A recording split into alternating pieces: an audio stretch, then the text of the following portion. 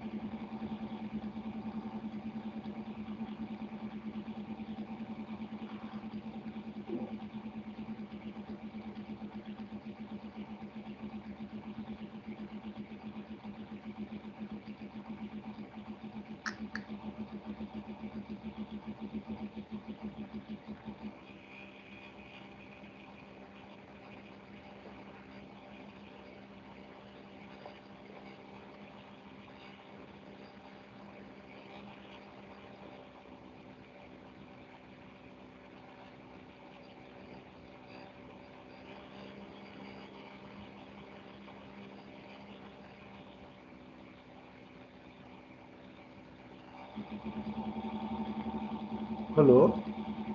No audible. Hello. Yes, sir. Yes, sir. Yes, sir.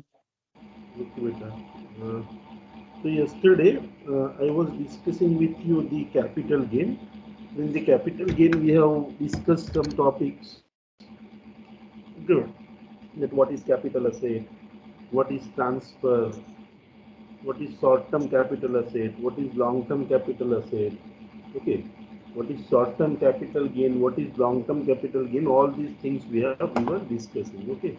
Now let us go ahead with the other points.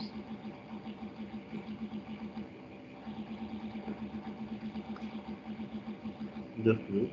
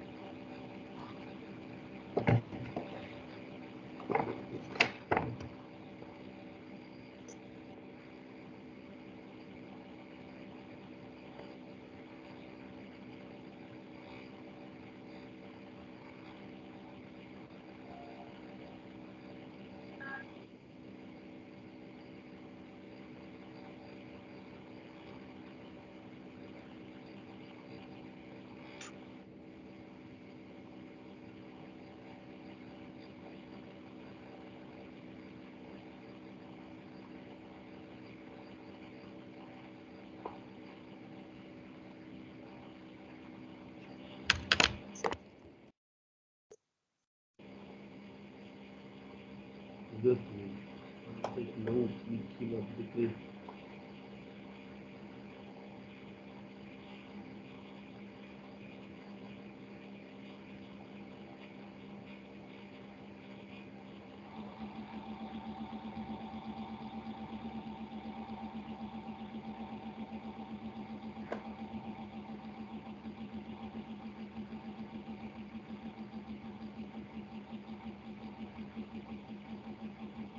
एक minute है।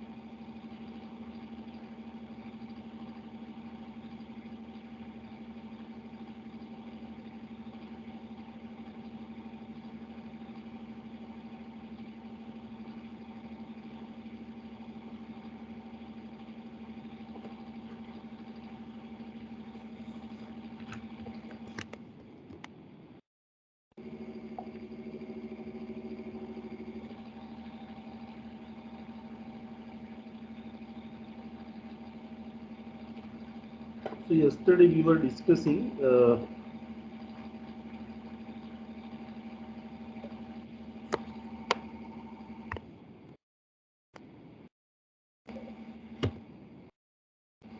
okay. So yesterday I have discussed with you all these things. Okay, I have shared this material also in your WhatsApp group, and it is also available at the Xerox Center. So up to this point we have discussed. Okay, yes. Now see, the next point of discussion is how to compute the capital gain. हमने basic चीजें we have discussed. Now can you see the screen? Can you listen me? Hello. Yes, sir. Yes, sir. So now the point of discussion is it how to compute capital gain. Okay, सीधा हम सम के तरफ ही जाएंगे कि भाई कैसे compute होता है. अभी काफ़ी सारे प्रोविजन डिस्कस करने, बट सी बेसिक चीज़ आप समझ लो. Okay, how to compute the capital gain. Okay, so income under the head capital gain हम कैसे कंप्यूट कर सकते हैं, let us understand first. Okay, देखो, there are two kind of capital gain, you no.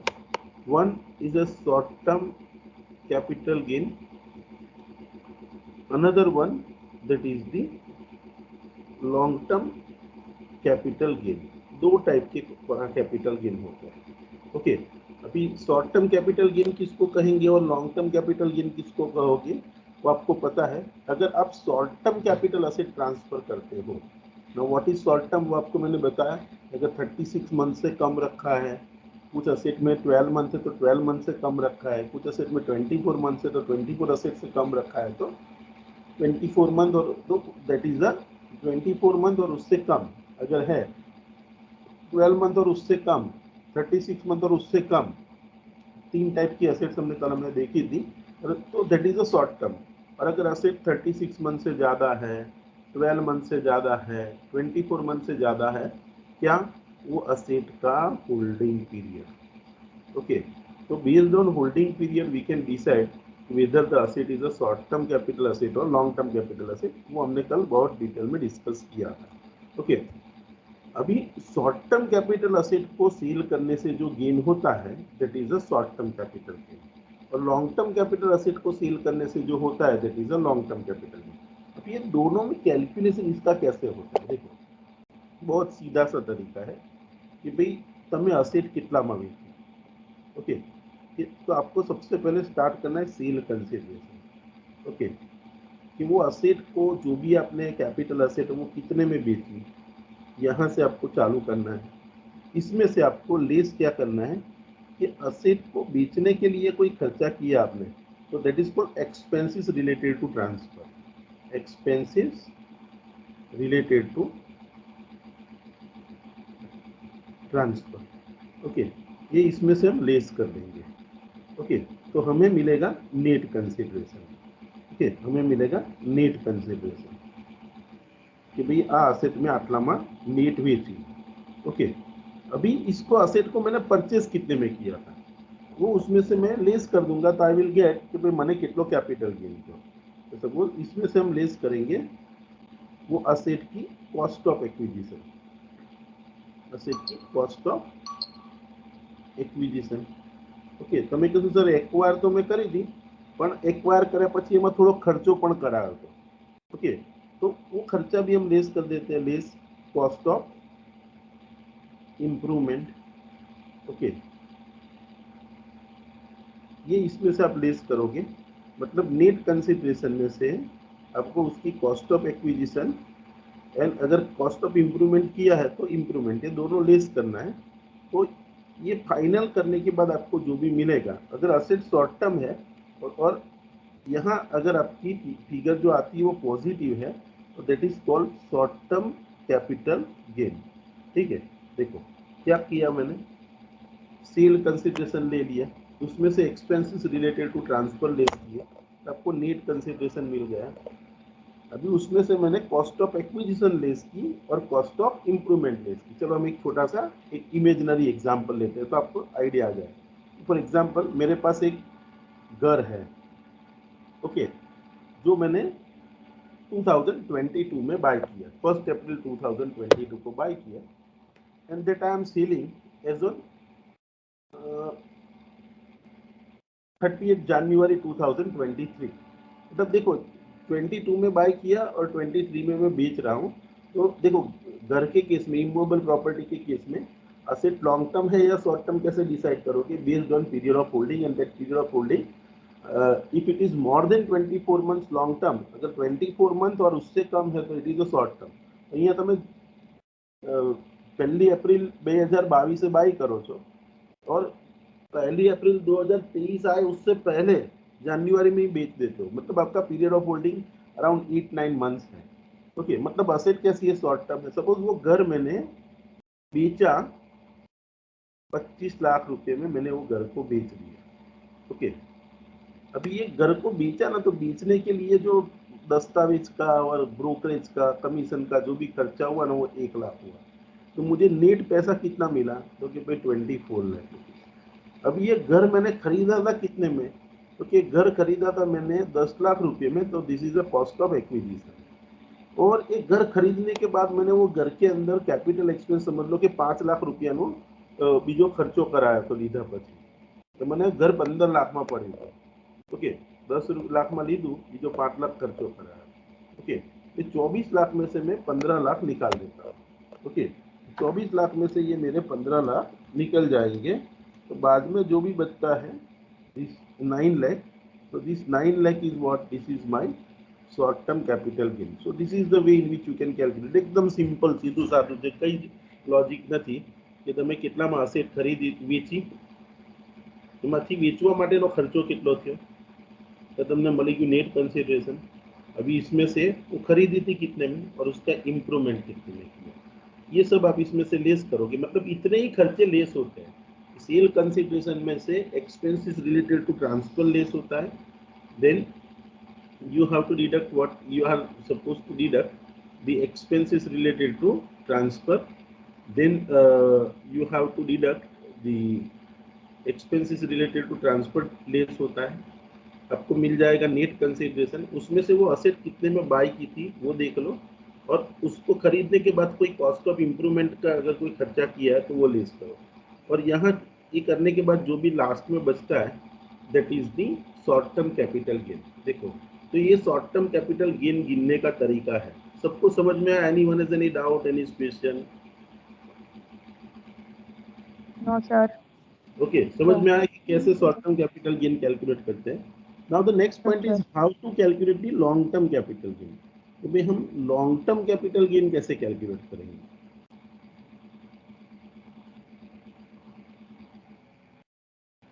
अभी लॉन्ग टर्म कैपिटल गेन किसको कहेंगे?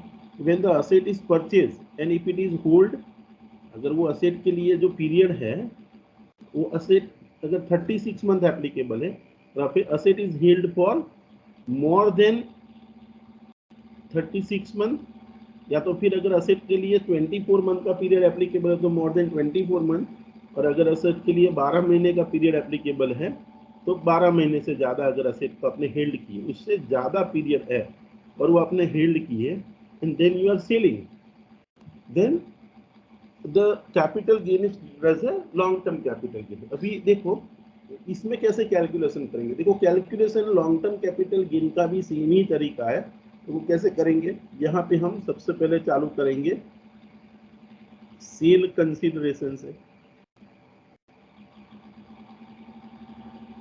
So we will write down the sale consideration amount. Okay.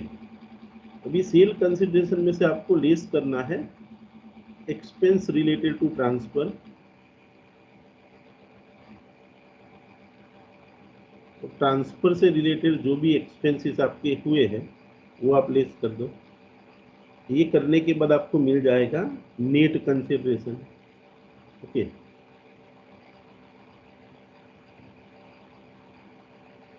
तो आपको ये नेट कंसिडरेशन मिल गए। अभी यहाँ से आपको जो लेस करना है वो है कॉस्ट ऑफ एक्विजिशन, लेकिन यहाँ हम कॉस्ट ऑफ एक्विजिशन अकेला नहीं लेस करेंगे, we will deduct index cost of acquisition. तो इंडेक्स कॉस्ट ऑफ एक्विजिशन कब लेना है, when your capital gain is a long term capital. देखो शॉर्ट टर्म में मैंने ऐसा कुछ इंडेक्सेशन नहीं लिखा, यहाँ पे लॉन्ग टर्म में आपको इंडेक्सेशन अप्लाई करना है।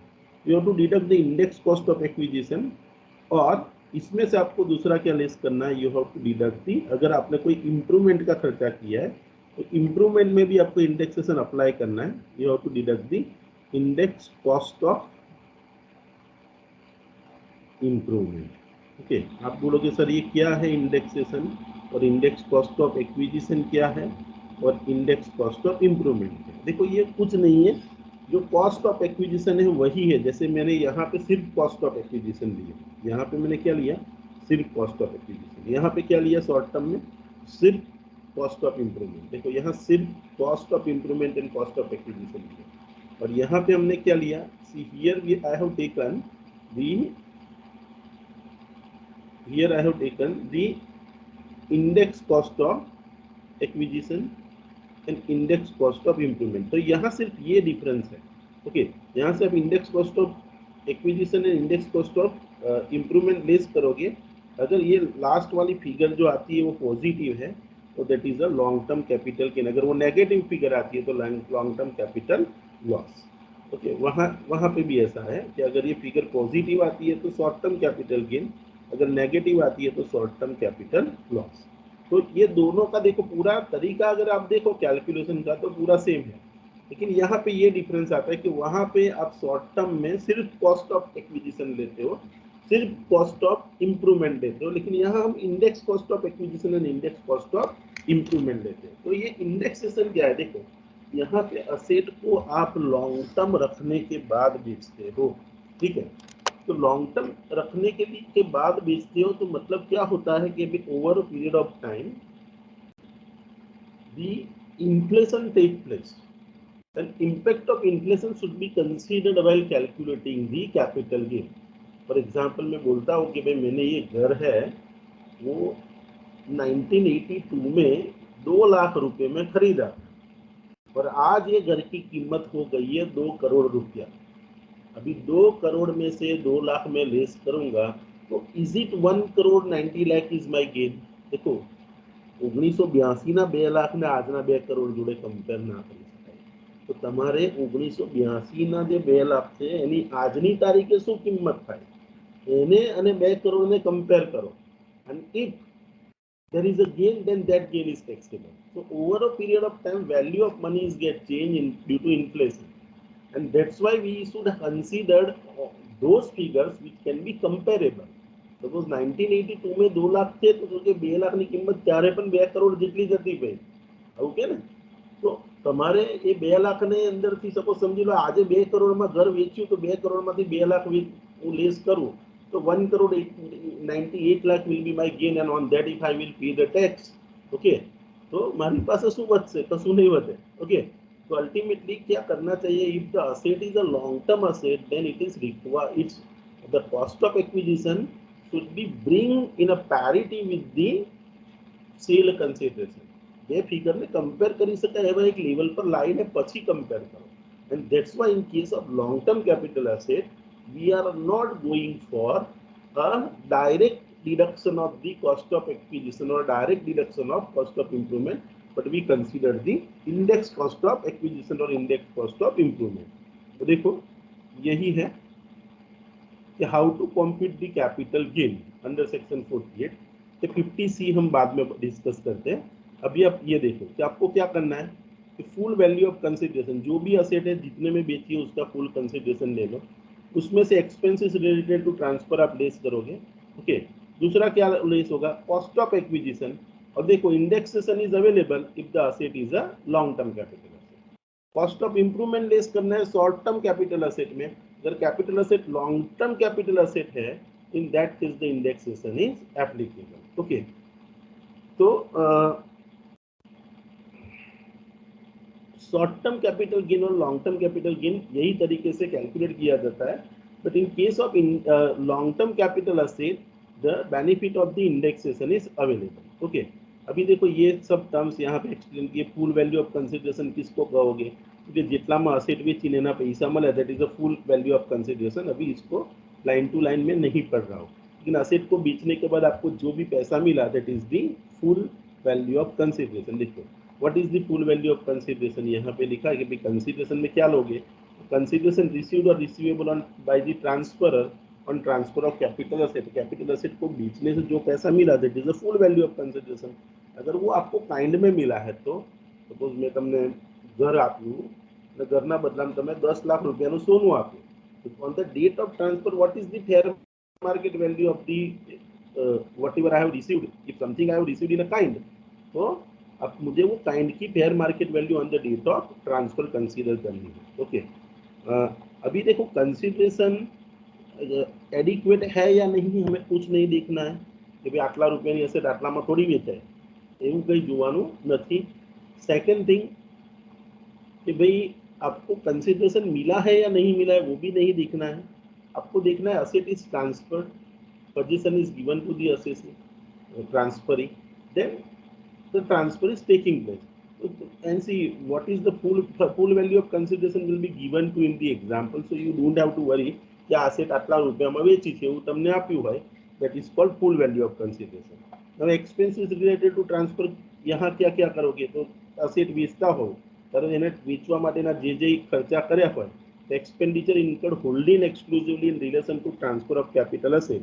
Okay, such expenses are treated as a expenses related to transfer. देखो and it is deductible from the full value of consideration. इसमें क्या क्या expenses आ सकते हैं, brokerage, stamp duty, registration fees, legal expenses, commission, okay, for securing the purchaser and cost of stamp. और कोई अगर legal खर्चा हुआ है तो litigation expenses वो भी देखना है. ओके, STT वाला पॉइंट मैं बाद में डिस्कस करता हूँ. देखो यहाँ पे भी है और वो ये यहाँ पे भी है, वो हम बाद में डिस्कस करते हैं. अभी हम सिर्फ इंडेक्सेशन पे मुझे जाना है, क्योंकि आपने अब तो मैंने अभी इंडेक्सेशन पढ़ा है. अभी कॉस्ट ऑफ एक्विजिशन किसको कहोगे, तो जितने में आपने असेट बाय की थी that is the cost of acquisition, the value for which the asset was acquired by the assessee. Only capital expenses are includable.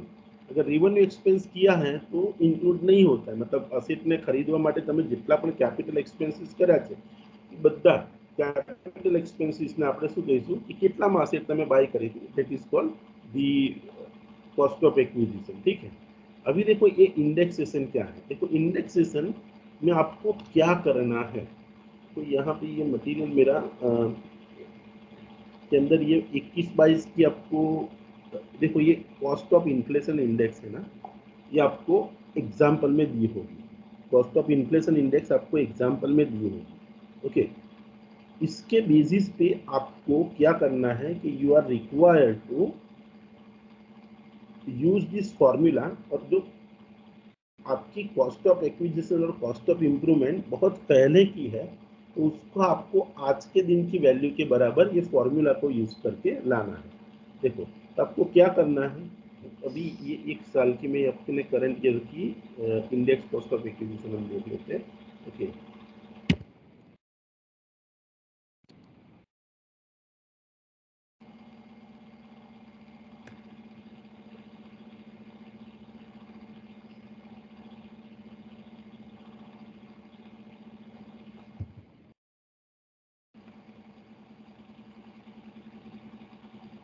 $331।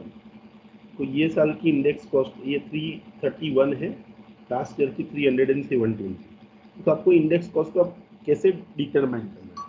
तो इंडेक्स कॉस्ट ऑफ एक्विजिशन का मतलब देखो, आपको क्या करना है कि कॉस्ट ऑफ एक्विजिशन लेना है और आपको क्या करना है कि CII of the year in which the asset was first held by assessee. ક્યારે અસેસી અસેટ પહેલી વખત એની પાસે આવી હતી તે વર્ષની CII લેવાની, અને suppose A CII, suppose asset is held before 2001-2, then you have to take the CII of the 2001-2 multiply by, you have to do the CII of the year of transfer। देखो આપણો year of transfer 22-23 હોય, 22-23 ની CII કેટલી છે? 331। Okay, अभी देखो ये आपको एग्जांपल करके ही बताता हूँ तो आपको एकदम क्लैरिटी आ जाएगा। ओके, तो सपोज समझ लो कोई असेट जो लॉन्ग टर्म कैपिटल असेट है, यहाँ तक समझ, अभी देखो ये समझ लो, फिर मैं आपको पूछता हूँ समझ में आया नहीं किया है। सपोज सेल कंसिडरेशन, सपोज समझ लो कोई असेट, मेरे पास एक घर है जो मैंने 50 लाख रुपीज में सेल किया। कितने में सेल किया? 50 लाख रुपीज में। अभी ये असेट को बेचने का जो खर्चा हुआ ना, वो मेरा 2 लाख। तो मैंने ये एक्सपेंसेस रिलेटेड टू ट्रांसफर में इंडेक्सेशन नहीं लागू करता, ठीक है। तो ये लाख कर दिया तो मुझे मेरा नेट कंसिडरेशन मिल गया 48 लाख। अभी आप समझो, तो सपोज ये घर है तो मेरा लॉन्ग टर्म मतलब 24 मंथ से ज़्यादा पीरियड होल्ड कर रखा था, मतलब मेरी असेट कैसी है? लॉन्ग टर्म कैपिटल असेट है।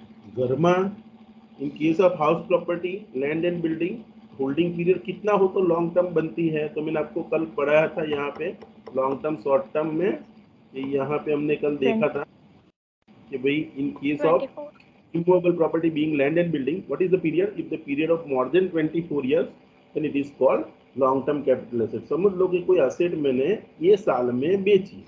Okay, in this year I have sold the asset which was acquired by me in the year 2013-14। 13-14 में एक घर में खरीद्યું હતું।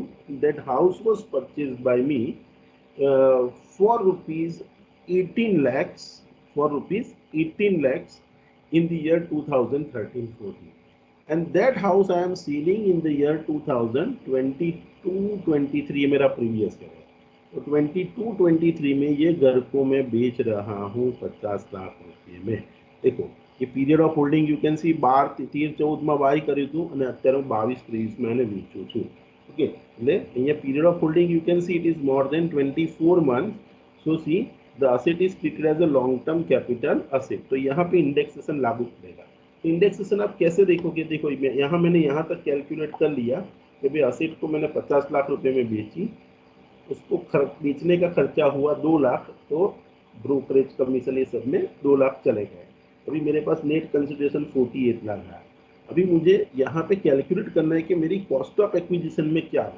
तो कॉस्ट ऑफ एक्विजिशन मुझे ये 18 लाख नहीं लेनी है, मेरी लॉन्ग टर्म कैपिटल असेट है, तो मुझे इंडेक्स कॉस्ट ऑफ एक्विजिशन लेना है। अभी देखो इंडेक्स कॉस्ट कैसे कैलकुलेट करूंगा मैं? तो index cost you have to calculate in this way. Cost of acquisition, cost of acquisition आपको लेना है सबसे पहले cost of acquisition divided by CII of the year of acquisition multiply by CII of the year of transfer, year of transfer। Okay, यहाँ acquisition वाले year की index लेनी है और यहाँ पे ईयर ऑफ ट्रांसफर की लेनी है। अभी देखो हम कैलकुलेट करते हैं। सपोज ये असेट मैंने कितने में बाय की थी? 13-14 में। तो 13-14 में असेट मैंने 18 लाख में बाय की थी। नाउ दिस 18 लाख में मैंने बाय की थी। अभी इसका मुझे index cost of acquisition find करना है। तो 18 लाख डिवाइडेड बाय में CII of the year in which the asset was first acquired by the assessee, that I will take.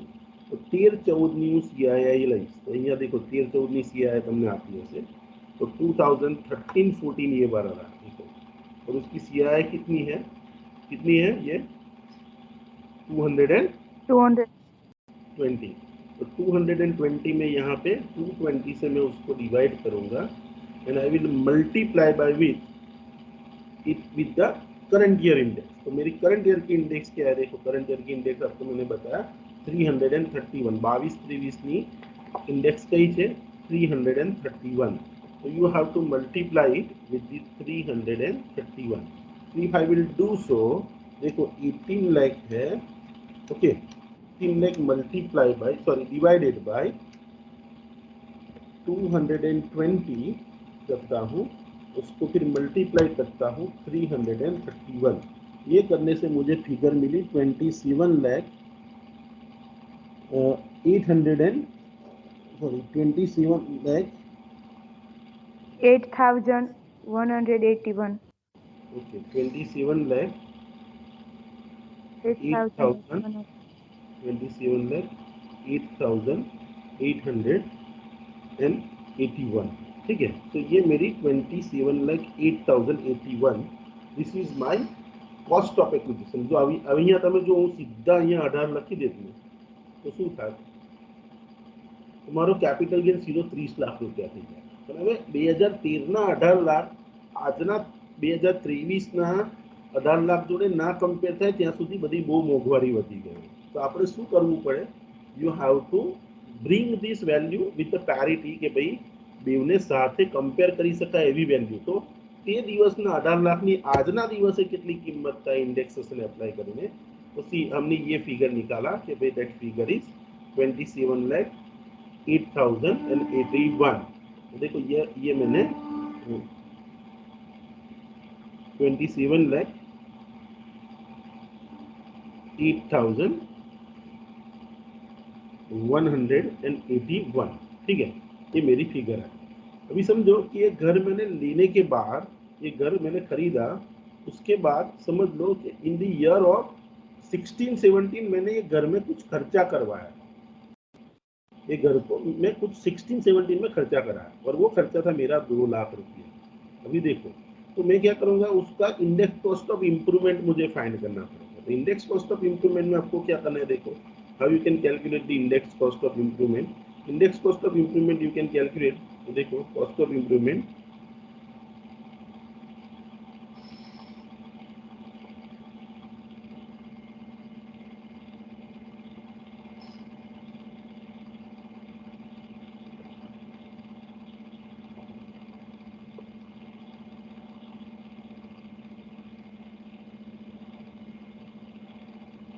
ये डेफिनेशन कॉस्ट ऑफ इम्प्रूवमेंट देखो cost of improvement divided by year of improvement multiply by year of transfer तो समझ लो कि मैंने ये खर्चा किया 2016-17 में 2016-17 में मैंने ये खर्चा किया 2 लाख रुपये ठीक है तो हाउ आई कैन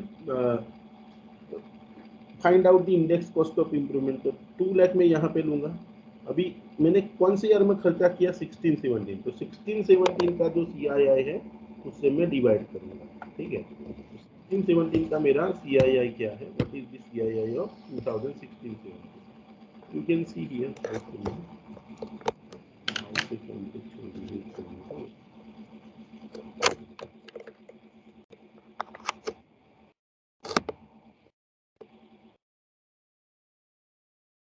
तो 16-17 का मेरा CII क्या है 264 तो यहाँ पे मैं डिवाइड करूंगा 264 से और मल्टीप्लाई किससे करूंगा तो ईयर ऑफ ट्रांसफर तो ईयर ऑफ ट्रांसफर का तो CII आपको पता ही 331 ही लेना है ठीक है ये करंट ईयर का है CII आपको एग्जाम में दिया होगा डोंट वरी तो ये 2 लाख जो है उसको मैं डिवाइड करूंगा 264 से ओके और उसके बाद उसको मल्टीप्लाई करूंगा 331 से तो see I will get the figure of 25 lakh sorry yes 2,50,000.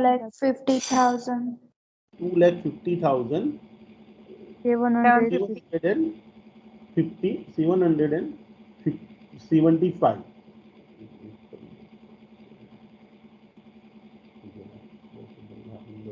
25 lakh થઈ જાય છે, એક મિનિટ, 2 લાખ है, 2,50,757.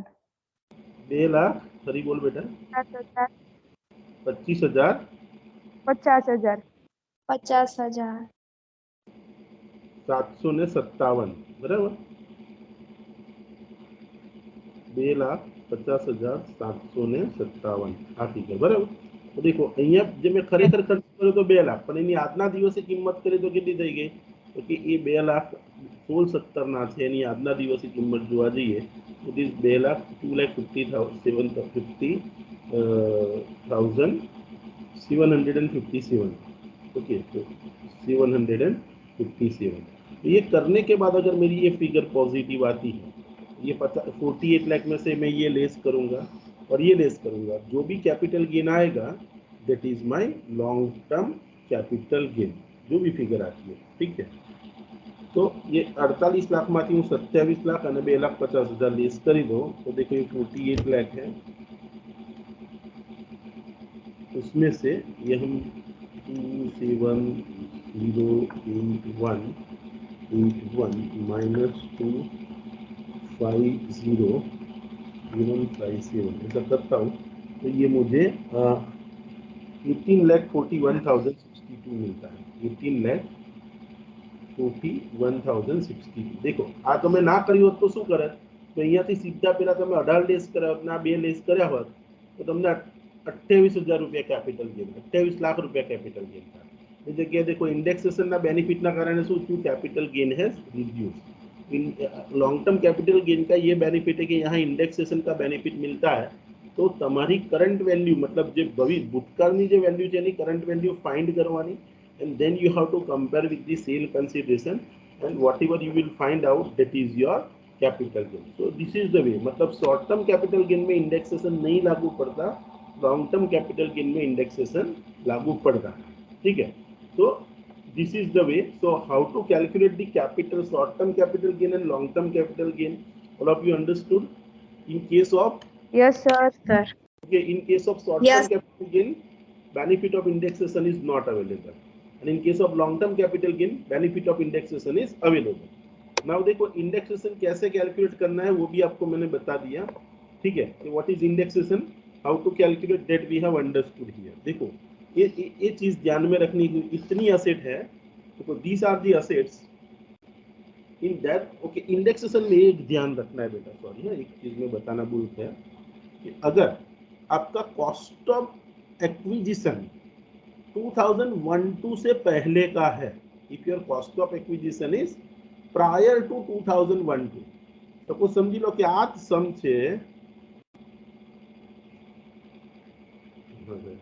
यस यही सम में मैंने आपको क्या बताया कि year of purchase I have taken 2013-14. Suppose ये मेरा ईयर ऑफ परचेज 1998-1999 होता, ओके, या तो फिर 1999-2000 होता, मतलब 2001 से पहले का अगर आपका ईयर ऑफ एक्विजिशन है तो क्या करने का, in that case you have to take the CII of the 2001-2, और 2001-2 का सीआईआई क्या है 100.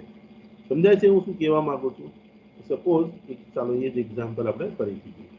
तो सपोज कोई असेट मैंने 18 लाख रुपए में बाय की थी, कब, क्योंकि इन द ईयर 1999, ओके, ये साल में बाय की थी. अभी देखो हमारे पास जो इंडेक्स कॉस्ट ऑफ एक्विजिशन की फिगर्स है ना, वो आपके पास 2001-2 से ऑनवर्ड ही होगा. उससे पहले इंडेक्सेशन नहीं था तो वो पुराना सिस्टम का था, okay.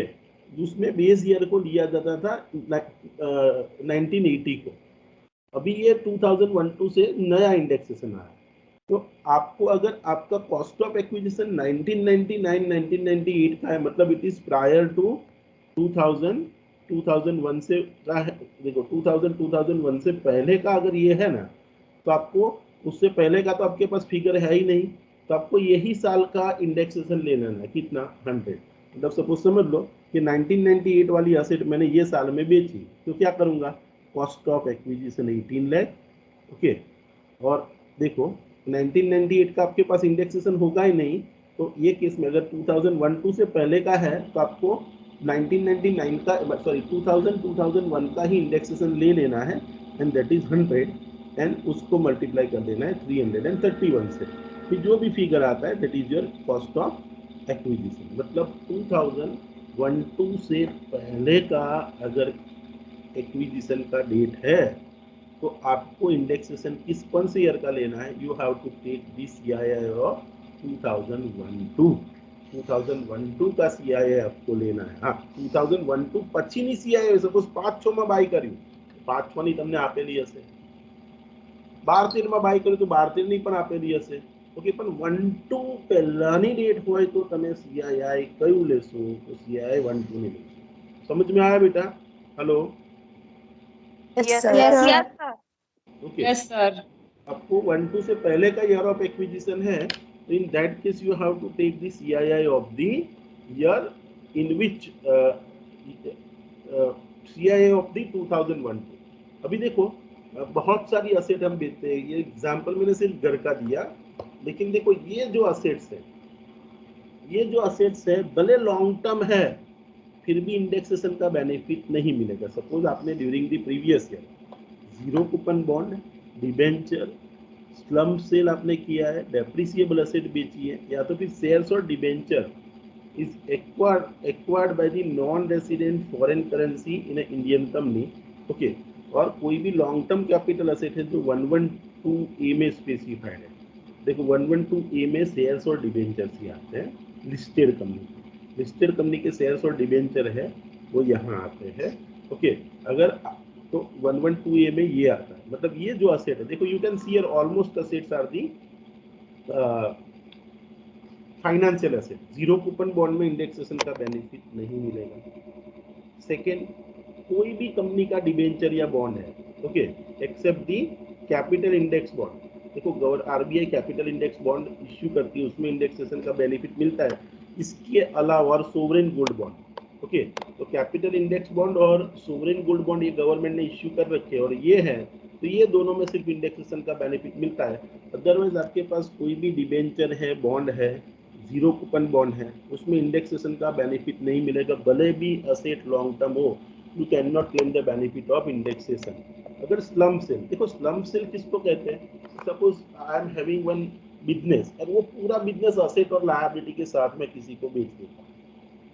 Like suppose I am having a partnership firm and it is having a 5 lakh rupees asset, 5 lakh rupees liability, and that entire partnership firm along with the asset and liability I am selling it to one company, so that is known as a slum sale। पूरा asset, पूरा business आप किसी को बेच देते हो, that is known as a slum sale। तो slum sale करते हो तो उसमें asset बहुत सारी साथ में ट्रांसफर होती है, प्लांट होगा ट्रांसफर, मशीनरी होगी, लैंड होगा, बिल्डिंग होगा। स्लम सेल के केस में इंडेक्स अगर आपने पूरा बल्क बेच दिया है तो इन दैट केस कौन सी एसेट कब बाय की थी वो सबका कुछ कैलकुलेशन नहीं करने का होता है। स्लम सेल के केस में जनरली कैपिटल गेन लगता ही नहीं, क्योंकि वो ट्रांसफर की डेफिनेशन का एक्सेप्शन है। तो स्लम सेल होता है तो वो केस में भी इंडेक्सेशन का बेनिफिट नहीं मिलेगा। कोई भी डेप्रिसिएबल असेट अगर आप आपके बिजनेस में यूज करते हो, तो मैं તમને ગઈકાલે પણ કીધું કે डेप्रिसिएबल असेट हमेशा કેવી હોય पहला दिवस की कहूँ छू, इस पे जो गेन होता है तो शॉर्ट टर्म, और इंडेक्सेशन का बेनिफिट कहाँ मिलता है हमें, लॉन्ग टर्म में। तो डेप्रिसिएबल असेट में कभी वो हमेशा शॉर्ट टर्म रहती है, तो उसमें इंडेक्सेशन का बेनिफिट नहीं मिलेगा। अगर देखो हमारी इंडियन कंपनी के शेयर्स कोई नॉन रेसिडेंट फॉरेन करेंसी में बाय करता है तो वो केस में भी अगर वो ट्रांसफर करता है तो वो केस के अंदर भी इंडेक्सेशन का बेनिफिट नहीं मिलेगा। और अगर कोई भी लॉन्ग टर्म कैपिटल असेट जो 112 ए में कवर्ड है, 112 ए में लिस्टेड कंपनी के शेयर्स और डिबेंचर आते हैं, तो लिस्टेड कंपनी के शेयर्स और डिबेंचर पे जो भी गेन होता है उसमें इंडेक्सेशन का बेनिफिट नहीं मिलता। देखो cost of improvement I have discuss with you, but improvement में आप ध्यान रखिए, इंप्रूवमेंट में क्या ध्यान रखना है, देखो capital expenditure incurred in making the addition और improvement in to protect the capital asset. कोई पण असेट તમે લીધી, ઘર લીધું કે ભાઈ બિલ્ડિંગ લીધી કે કોઈ પણ અસેટ છે એના ઇમ્પ્રુવમેન્ટ માટે જે ખર્ચો કરે છે, પણ એ કેવો ખર્ચો હોવો જોઈએ, કેપિટલ એક્સપેન્ડિચર, તો that is deductible. Okay, routine expenditure, suppose घर लियो और घर में के તમે 4 વાર કલર કરાયો તો એનો ખર્ચો ડિડક્ટ મળે નો, लेकिन अगर कोई कैपिटल एक्सपेंस किया कि घर लिया था तब वो छत वाला नहीं था, और अभी मैंने पक्का छत डलवा दिया, स्लैब लगवा दिया, तो वो कॉस्ट ऑफ इम्प्रूवमेंट कहा जाता है। ठीक है, तो कैपिटल एक्सपेंस होना चाहिए, routine expense is not a cost of improvement. Okay, point two remember, देखो अगर वो असेट गुडविल है, अगर आप जो असेट बेच रहे हो वो गुडविल है, तो गुडविल के केस में कॉस्ट ऑफ इम्प्रूवमेंट नील लेना है। ठीक है, गुडविल में इतना डिटेल में जाने की जरूरत नहीं है। और देखो एक चीज आप ध्यान में रखो, अगर कॉस्ट ऑफ इम्प्रूवमेंट 2001 से पहले का है तो उसको कंसीडर ही नहीं करना है। Cost of improvement you have to consider only if it is incurred after 1 और 2001। सपोज आपको सब में दिया है कि घर लिया था और उसने 1998 में घर में स्लैब लगवाया था और उसके लिए उसने 5 लाख का खर्चा किया। Now see when I calculate this capital gain example, have I required to deduct the index cost of improvement? Index cost तो छोड़ो, इम्प्रूवमेंट नो खर्चो बाद ज नहीं મળે। કયો ખર્ચો ઇમ્પ્રુવમેન્ટ નો બાદ મળશે? Only those improvement expense which is incurred on or after 1/4/2001। એટલે 2001 પહેલાની તારીખનો કોઈ પણ કોસ્ટ ઓફ ઇમ્પ્રુવમેન્ટ આપ્યો હોય સમ ગણતી વખતે હંમેશા ધ્યાનમાં રાખવાનું કે 2001 પહેલાનું ઇમ્પ્રુવમેન્ટ હોય, અહીંયાથી બાદ ના મળે। You can not claim the deduction here. Okay, you can claim the deduction only if the cost of improvement expense is incurred after 1/4/2001। Okay, 2001। Okay, so this point you have to always remember कि cost of improvement का आपको less तभी करना है। Okay, only if it is incurred after 1/4/2001। तो यहाँ पे भी लिखा है कि अगर COI cost of improvement previous owner ने किया है तो उसको कंसीडर करने का। सपोज समझ लो कभी कभी क्या होता है कि आपको असेट कुछ अलग तरीके से मिलती है। लाइक सपोज समझ लो कि मेरे फादर ने, ठीक है, एक घर खरीदा 5 लाख रुपए और उसके बाद वो घर उन्होंने मुझे दे दिया। ठीक है, और फिर ये घर में वो 5 लाख में मेरे फादर ने परचेज किया से 2005 में, और उसके बाद 2007 में उन्होंने मुझे दे दिया, और 2007 में मुझे देने के बाद अभी ये 2000 उन्होंने मुझे गिफ्ट में दे दिया, या तो फिर मुझे विल में मिला, इनहेरिटेंस में मिला वो। अभी वो घर मैं बेचने जा रहा हूँ, मैं मारा पप्पानी प्रॉपर्टी थी, હવે મારા નામે થઈ, नाउ आई एम सेइंग। तब ये केस में तकलीफ ये होगी कि भाई मैं कॉस्ट ऑफ एक्विजिशन क्या लूँ, કે મને તો વારસામાં મળી છે તો મારી કોસ્ટ ઓફ એક્વિઝિશન શું લેવાની? કે જે મારા ફાધર ની છે ને એ મારે લેવાની।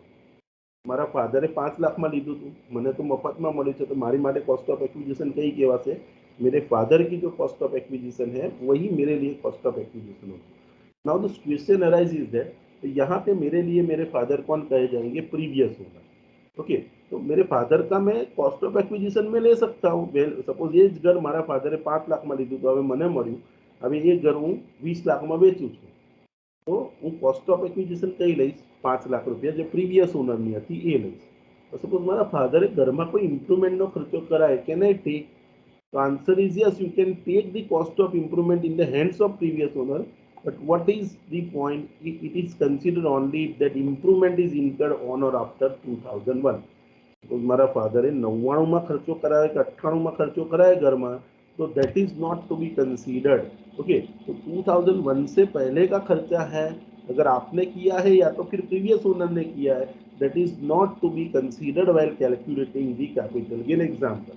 You have to take the cost of improvement only if that improvement expense is incurred after 1/4/2001।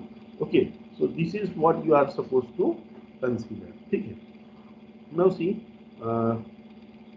Index cost of improvement आपको मैंने बताया कि how to decide whether the indexation और इम्प्रूवमेंट का बेनिफिट मिलेगा। इट्स डिसाइड, ओके, कि अगर asset long term capital asset है तो हम क्या करेंगे? इंडेक्सेशन लेंगे, और अगर शॉर्ट टर्म कैपिटल असेट है तो हम विदाउट इंडेक्सेशन जाएंगे, वो आपको मैंने बताया। ठीक है, नाउ सी यस, कभी कभी क्या होता है कि आपने असेट को बाय की है 2001 से पहले, ठीक है, और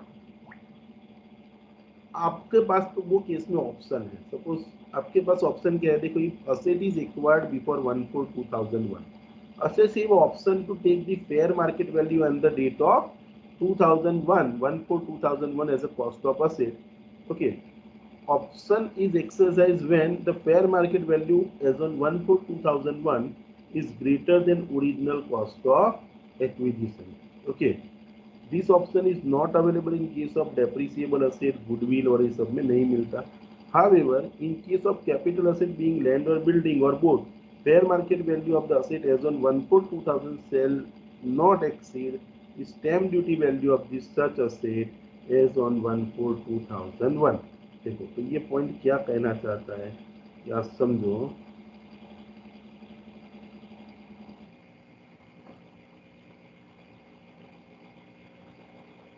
कोई असेट है, समझो, सपोज हम बिल्डिंग या लैंड लेते हैं, लैंड ले लेते हैं, ये सपोज लैंड है, that land was acquired by me in the year 1995-1996.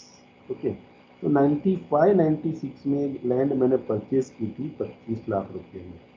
तो मेरी कॉस्ट ऑफ एक्विजिशन क्या है, 25 लाख रुपये.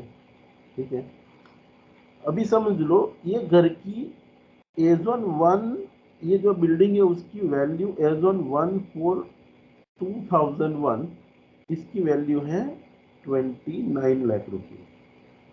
ये क्या है, ये असेट की फेयर मार्केट वैल्यू है कि ये असेट को अगर 2001 में बेचा होता ये तारीख को, तो ये तारीख को उसकी मार्केट वैल्यू ये थी. ठीक है, और ये असेट है उसकी as on 1/4/2001 stamp duty value, जो जंत्री किंमत गवर्नमेंट नक्की करे ये जंत्री किंमत છે 27 लाख रुपये.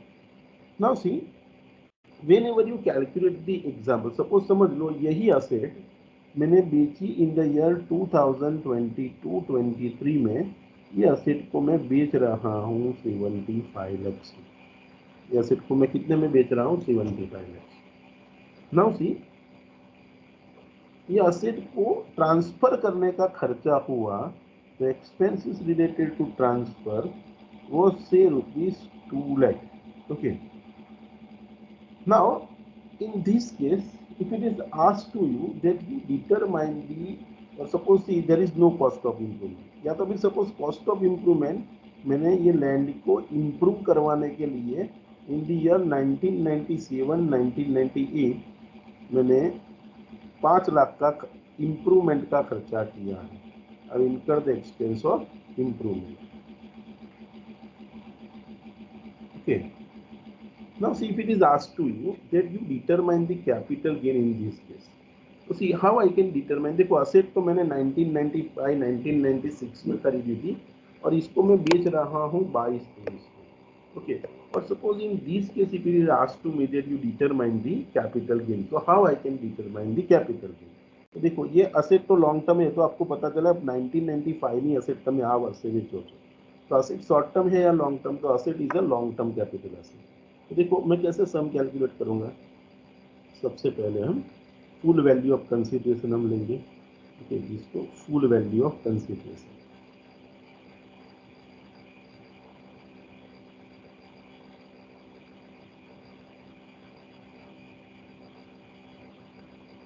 What is the full value of consideration. मैंने असेट कितने में बेची, तो I have sold this asset for ₹75 lakh. I have sold this asset for 75 lakh. So the full value of consideration is 75 lakhs. ठीक है, now see, इसमें से मुझे expenses related to transfer less करने हैं, तो हम लेस करेंगे यहाँ 2 लाख रुपये. तो less expenses related to transfer. Expenses related to transfer में यहाँ से 2 लाख लेस कर दूँ. ठीक है, so my net consideration 73 lakh.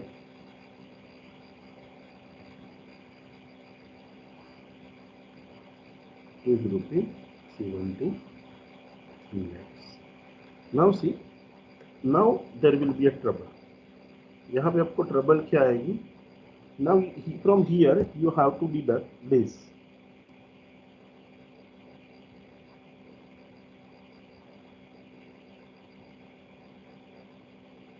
Index cost, long term capital asset है, मतलब इंडेक्स कॉस्ट ही लेस होगा index cost of acquisition. acquisition.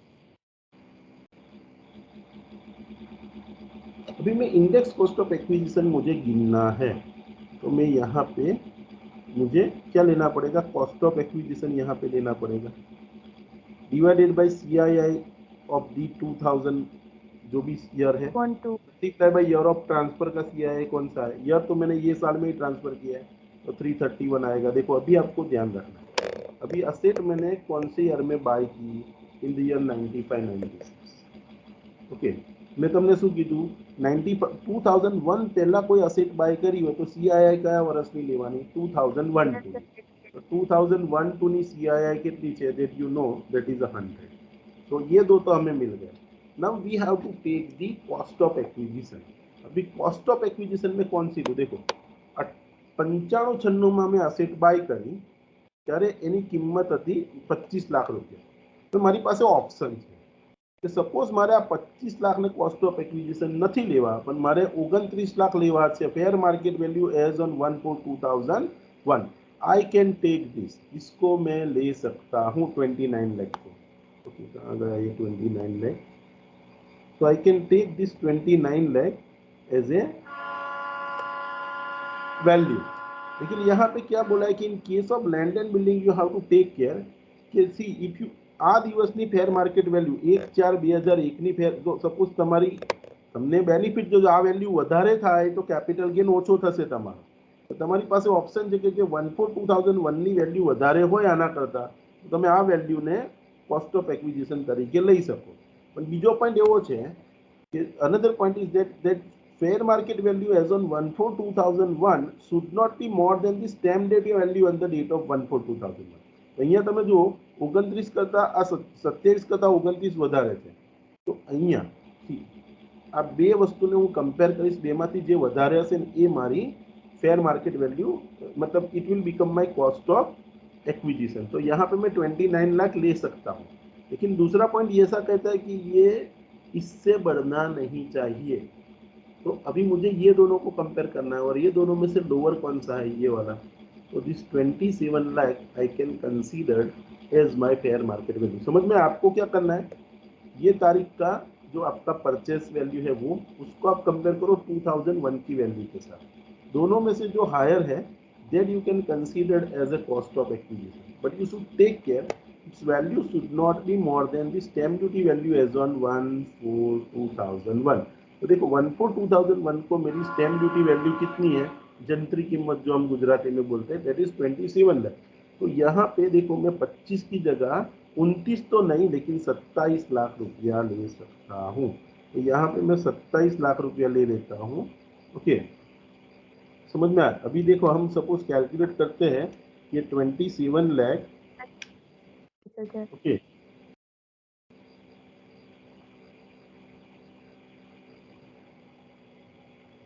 27 lakh multiply by, मैं क्या करूँ, सॉरी डिवाइडेड बाय 100 करेंगे पहले। ओके, मल्टीप्लाई बाय 331 करते हैं तो हमें मिलती है वैल्यू 89,37,000। तो देखो यहाँ पे मैंने देखो index cost of improvement, cost of acquisition लिया एंड दैट इज माय, देखो what is my value? 89,37,000। Okay, तो ये वैल्यू आ गई। ठीक है, अभी देखो यहाँ पे हम लेस करेंगे इंडेक्स कॉस्ट ऑफ इम्प्रूवमेंट। तो इम्प्रूवमेंट की कॉस्ट लेस होगी या नहीं होगी हम देखते हैं। पहले देखो તમે ઇમ્પ્રુવમેન્ટનો ખર્ચો ક્યારે કર્યો? કે 97-98 માં। Tell me whether it is allowed as a deduction or not? Not. No, because if it is incurred after 2001 then and then you have to consider the improvement। અહીંયા ધ્યાન રાખજો, અહીંયા આ ઇમ્પ્રુવમેન્ટનું ડિડક્શન નહીં મળે કારણ કે 97-98 માં કરી છે, तो इम्प्रूवमेंट का कोई डिडक्शन नहीं मिलेगा। Okay, now you can see here जो खरेखर मारी असेटनी वेल्यू तो 25 लाखनी ज हती, बराबर। 25 ना मैं 27 कर्या। ओके, 27 पर इंडेक्सेशन एप्लाय कर्युं Now see, you can see here my sale consideration is this, whereas my index cost of acquisition is this. If I find out the difference, I will have a loss. Okay, I will have a loss. 73 lakh अगर मैं यहाँ से less करता हूँ तो I will have a loss of 16,37,000. Okay, तो 60 sorry loss आ रहा है ना बेटा? Yes, sir. तो Yes, sir. Yes, sir. 61,000 का मुझे लॉस आ रहा है. तो this is my long term capital loss. देखो ये इंडेक्सेशन का ये बेनिफिट है. તમે આમ ટ્રાન્ઝેક્શન પહેલી નજરમાં જુઓ ને કે ભાઈ શું થયું તો કે અસેટ મેં 25 લાખમાં વેચી હતી, 75 લાખમાં સોરી અસેટ મેં 25 લાખમાં ખરીદી थी, 75 લાખમાં વેચી. तो प्राइमा पैसे आपको यही लगेगा कि भाई 50 लाख रुपए सीधो प्रॉफिट है. बट देखो इंडेक्सेशन अप्लाई करने का benefit you can see here. I have apply the indexation and instead of profit you are in a loss. Okay, so here you don't have to pay any capital gain tax. Okay, so indexation का benefit, और ये आपको ध्यान रखना है कि you have option. Suppose ये 27 की जगह मैंने 25 लिया होता तो कदाच आ वेल्यू ओછી પણ થાત. તમે શું કર્યું, 2001 ની વેલ્યુ તમે લઈ શકો ફેર માર્કેટ વેલ્યू. ध्यान रखवानुं कि स्टैम्प ड्यूटी वैल्यू करता वधी ना आए. तो स्टैम्प ड्यूटी वैल्यू हमने ले लिया तो भी यहाँ हम लॉस में चले गए. तो you can see here this is the way in which you can apply the indexation. Okay, और इंडेक्सेशन में आपको ये ध्यान रखना है. तो आपको ये जो मटेरियल दिया है, ये मटेरियल के सभी पॉइंट मैंने आपको कवर कर लिए. So how to calculate the long term capital gain, how to calculate the short term capital gain, that you understood. एक पॉइंट मैंने आपको बताया था, मैं आपको बाद में बताता हूँ. ये एसटीटी लेविड ऑन परचेज और sale of equity shares is not deductible in the capital gain. STT you know that is a security transaction tax. I have teach you in the PGB. જ્યારે તમે if you are selling or buying the equity share or preference shares or any other security in the, if it is listed and if it is in a dematerialized form, और अगर आप आपके broker से online उसको bye और cell करते हो तो हर एक ट्रांजेक्शन पे सिक्योरिटी ट्रांजेक्शन टैक्स लगता है. ठीक है, तो कोई पण सपोज मारा मोबाइल की कोई आज रिलायंस ना 500 शेयर बाय करे तो 500 शेयर ની જે પરચેસ કિંમત હશે એ અને પછી એની ઉપર મારે એસટીટી पे કરવો પડશે. तो STT is the cost of purchase. Same way suppose में जब मैं सेल करता हूँ ना तो सेल करते टाइम पे भी मुझे एसटीटी पे करना है. तो स्पेशल एनालिसिस इज दैट कि व्हेनेवर आई बाय और sell any security, securities are the capital asset. तो इसको मैं बाय और सेल करता हूँ तो उसके ऊपर जो कोई भी खर्चा होता है वो एसटीटी का, तो एसटीटी के खर्चे का डिडक्शन मिलेगा. तो यहाँ पॉइंट क्या करते हैं कि STT is not treated as a expense and it is not allowed as a deduction. एक प्रकारનો टैक्स है, तो एसटीटी નું डिडक्शन नहीं मिले. यहाँ पे भी वही पॉइंट बोला हुआ है कि STT is not deductible. Okay, so all this point, how to calculate the long term capital gain, how to calculate the short term capital gain, that you have understood. short term માં indexation નું કશું કરવાનું નહીં. सीधू सीधू आ रीतना मैं हमने एक सम करा तमने कि भाई आ 25 लाख ની असेट है तो बी शॉर्ट टर्म तो कुछ नहीं, cost of acquisition minus cost of improvement करो. और कॉस्ट ऑफ इम्प्रूवमेंट में हमें ध्यान रखना है कि 2001 के बाद का इम्प्रूवमेंट है तो ही इम्प्रूवमेंट का एक्सपेंस का डिडक्शन मिलेगा. So how to calculate the capital gain, short term capital gain and long term capital gain, that you have understood? Anyone has any doubt here, any question? Yes, sir. No, Okay. sir. No, sir. Hope that it is No, clear. sir. Okay, now you should understand the next point is that entire 54 series. Okay, देखो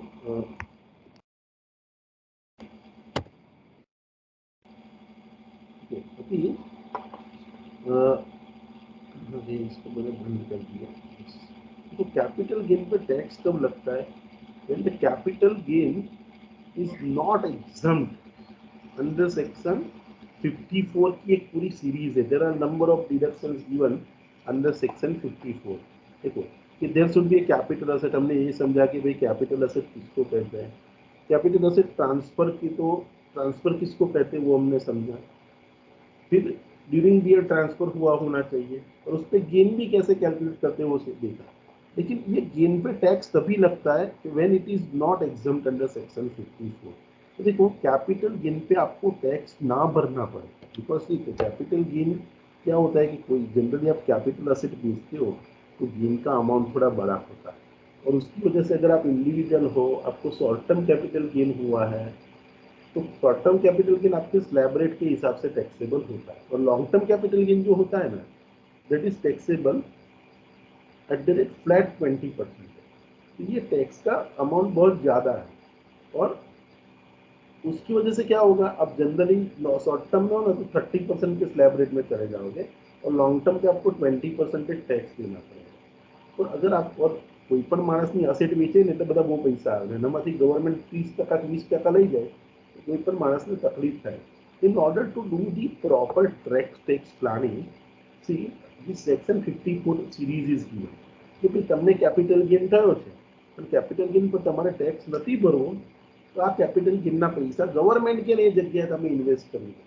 If you invest that capital gain money in a proper way, then you will get some deduction from the capital gain income. तो capital gain income में से आपको कुछ deduction मिलते हैं, ठीक है. तो ये कैपिटल गेन में से क्या क्या डिडक्शन मिलते हैं? Okay, so what are the various deductions available in the capital gain from the capital gain? So the deductions I am discussing with you. Capital gain कैसे गिनना है वो हमने समझ लिया. अभी देखो कैपिटल गेन में क्या क्या डिडक्शन मिलते हैं. डिडक्शन नहीं बोलते उसको, एग्जम्पशन मिलते हैं. This much capital gain is exempt, तो इतना amount of capital gain exempt हो जाएगा. ओके, तो there are various sections under which the capital gain is exempt from tax. So under various section capital gain is exempt from tax. So कौन कौन से section में कितना कितना capital gain का एग्जम्पशन मिलता है, let us discuss. So there are number of sections. देखो सेक्शन 54 है, then you can see here, just a minute.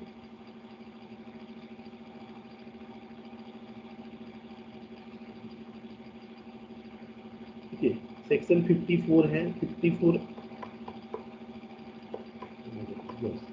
Section 54 है, 54B, 54D, 54EC, 54EE, 54F, 54G, 54GA.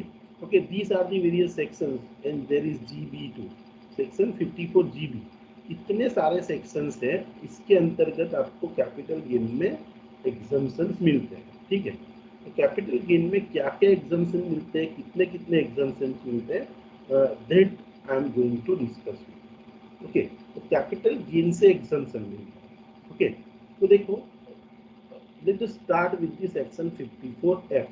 Sorry section normal section 54, पहला section section 54. देखो section 54 का benefit कौन से assessee को मिलता है. तो assessee to whom the benefit of section 54 is available. 64 sorry section 54 का benefit, okay, it is available to individual और HUF. तो असेसी यहाँ कौन होना चाहिए? Assessee should be a individual or HUF. Then and then he can claim the benefit or exemption under section 54. Now see how much exemption he can get, or what are the condition to claim the exemption. तो देखो, what are the condition to claim the exemption. कि transfer आपने जो asset की, वो asset आपने जो cell करके और जिसकी वजह से आपको कैपिटल गेन हुआ है, वो कैपिटल असेट क्या होनी चाहिए? कि transfer should be of a residential house, income of which is chargeable under there income from house property. એટલે તમે કોઈ એક એવું ઘર વેચ્યું હોય જેના પર તમે હાઉસ પ્રોપર્ટીમાં ટેક્સ ભરતા હોય, એવું હાઉસ પ્રોપર્ટી તમે વેચી હોય. और वो असेट देखो कौन सी होनी चाहिए, शॉर्ट टर्म वाली नहीं, लॉन्ग टर्म कैपिटल असेट होनी चाहिए. तो लॉन्ग टर्म कैपिटल गेनમાંથી જ 54 નું એક્ઝમ્પશન મળશે. तो asset should be A long term capital asset. अभी देखो आपने असेट बेची है, वो घर है, रेसिडेंशियल हाउस प्रॉपर्टी है. आप बेचने वाले कौन हो? तो कि इंडिविजुअल और HUF. ओके, और वो घर कैसा है? तो कि लॉन्ग टर्म कैपिटल असेट है, मतलब 24 मंथ से ज़्यादा रखने के बाद आपने उसको बेचा और उस पर आपको कैपिटल गेन हुआ. अभी आपको यहाँ पे एग्जम्पशन चाहिए, तो आपको क्या करना पड़ेगा? तो देखो, आपको कैपिटल गेन का एग्जम्पशन चाहिए, तो you have to buy another house. Okay, can be a 2 house, एक के બે ઘર ખરીદી શકો છો. Person having capital gain up to 2 crore, 2 crore સુધીનો कैपिटल गेन હોય તો એકની જગ્યાએ 2 ઘર પણ તમે ખરીદી શકો. ओके, कहाँ पे आप बाय कर सकते हो? Should be in India and should be purchase with in 1 year before. मतलब આ વેચીને હશે તેના 1 વર્ષ પહેલા તમે એક કે બે ઘર ખરીદેલા હોવા જોઈએ. કા પછી 2 વર્ષની અંદર after the date of transfer તમે 2 વર્ષમાં શું કરો તો કે નવું ઘર ખરીદો. તા પછી જે વર્ષમાં વેચ્યું ને એના 3 વર્ષમાં નવું ઘર कंस्ट्रक्ट कराओ. Construct within 3 years from the date of transfer. मतलब आपके पास 3 ऑप्शन है. सपोज ये साल में मैंने कोई घर बेचा और मुझे पता है कि इस पे कैपिटल गेन होने वाला है. कैपिटल गेन हुआ तो मुझे 54 का एग्जम्पशन कब मिलेगा? तो कि मैंने एक नया घर ये साल के एक आगे वाले साल में बाय किया है, या तो फिर ये साल के 2 साल के अंदर में एक नया घर खरीद लेता हूँ, या तो फिर ये साल के 3 साल के अंदर एक नया घर कंस्ट्रक्ट करवाता हूँ, तो मुझे कैपिटल गेन का एग्जम्पशन सेक्शन 54 का मिलेगा. किसको मिलेगा? इंडिविजुअल और एचयूएफ को. और वो असेट जो बेची है वो कौन सी होनी चाहिए? क्योंकि रेसिडेंशियल हाउस प्रॉपर्टी. और असेट उसके सामने आपको नई बाय करनी है, तो नई कौन सी बाय करनी है? तो वो भी आपको रेसिडेंशियल हाउस प्रॉपर्टी बाय करनी है. कितनी? एक, या तो फिर अगर आपका कैपिटल गेन का अमाउंट 2 करोड़ तक का है तो आप 2 घर भी बाय कर सकते हो. ओके. कब तक? ओके, जो साल में ट्रांसफर किया उससे 1 साल पहले, या तो फिर 2 साल के अंदर नया बाय करो, या तो फिर 3 साल के अंदर नया कंस्ट्रक्ट करो. अगर आप ऐसा कर देते हो तो आपको क्या बेनिफिट मिलेगा? देखो, आपको एग्जम्पशन मिलेगा. Quantum of exemption, actual amount invested in the new asset और capital gain whichever is less is exempt. तो नए घर में आप जितना इन्वेस्टमेंट करते हो वो, या तो फिर आपका जो कैपिटल गेन है वो whichever is lower that is exempt. Okay, let us see. मैं आपको एक छोटा सा एग्जांपल देकर समझाता हूँ. सबको समझ लो कि मेरे पास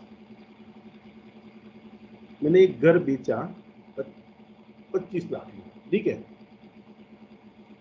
उसको मैंने बाय किया था 2015-16 में और ये साल में बेचा.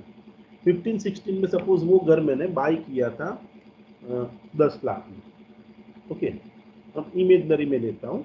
ठीक है, और देखो 2015-16 में मैंने इसको खरीदा. अभी समझ लो, इसको ये ट्रांसफर किया ना, तो ट्रांसफर से रिलेटेड मेरा जो खर्चा हुआ वो 50,000. ठीक है, अभी मेरा कैपिटल गेन कितना, सॉरी ये ट्रांसफर से रिलेटेड एक्सपेंस है, मतलब मेरा नेट कंसीडरेशन कितना है? 24,50,000. ठीक है, एक घर में लेने के बाद मैंने कोई इंप्रूवमेंट नहीं किया, लेकिन ये 15-16 है, मैंने 10 लाख में खरीदा था. सपोज इसका मैं इंडेक्सेशन अप्लाई करता हूँ, और इंडेक्सेशन अप्लाई करने के बाद ये फिगर आती है, इमेजनरी फिगर लेता हूँ 15 लाख. 10 लाख में खरीद्યું હતું. હવે અહીંયાથી હું index cost of acquisition less કરું છું. હવે ઇન્ડેક્સ કોસ્ટ ઓફ એક્વિઝિશન સમજી લો કે આ 10 લાખ પર મેં ઇન્ડેક્સેશન અપ્લાય કર્યું તો વેલ્યુ કેટલી આવી? 15 લાખ. અહીંયા મેં 15 લાખ સપોઝ અહીંયાથી લેસ કરી દીધા, 24 લાખમાંથી 15 લાખ. ઓકે, 24,50,000 मैं 15 लाख लेस करूं तो see I will get the capital gain of ₹9,50,000. देखो, आना पर मारे टैक्स भरना पड़શે.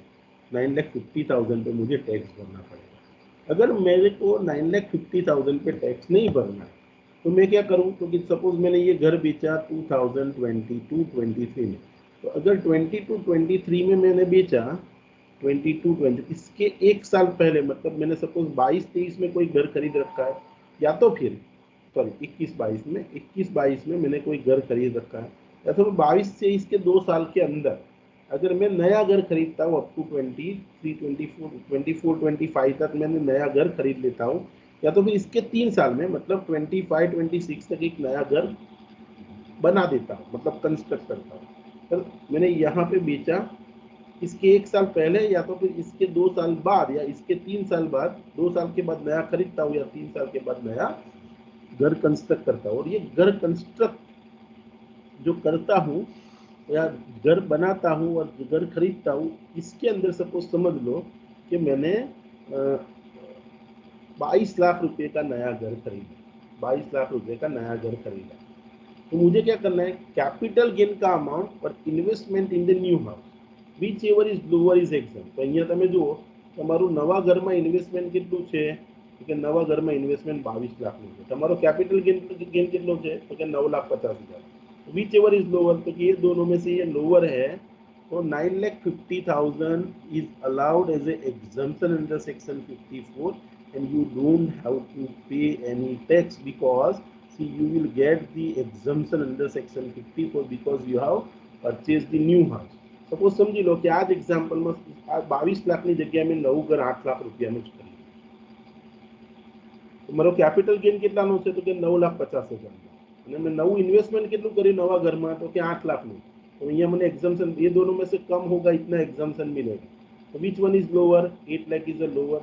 तो यहाँ मुझे 8 लाख का एग्जाम्पशन मिलेगा and C 1,50,000 is a capital gain which would be taxable. This is my long term capital gain and it will be taxable. Okay. तो आपको क्या करना है अगर 54 का एग्जाम्पशन करना है खरीद लेना है तो आपका जो भी कैपिटल गेन का अमाउंट है वो या उससे ज्यादा अमाउंट से आप एक नया घर जिस साल में ट्रांसफर करते हैं उससे 1 साल पहले मतलब उसके 2 साल के बाद आप नया घर खरीदो या तो इसके 3 साल के अंदर नया घर बनाओ. मैं कहते सर आपने कही दी एक बनावानो छू एग्जाम्पशन ले लिए तो ना चले.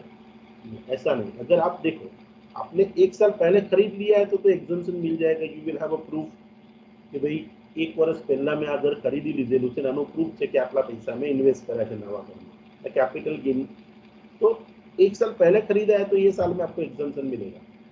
लेकिन 2 साल के अंदर मुझे नया खरीदना है या तो फिर 3 साल के अंदर नया घर कंस्ट्रक्ट करना है. ये केस में मैं गवर्नमेंट को क्या प्रूफ दूं?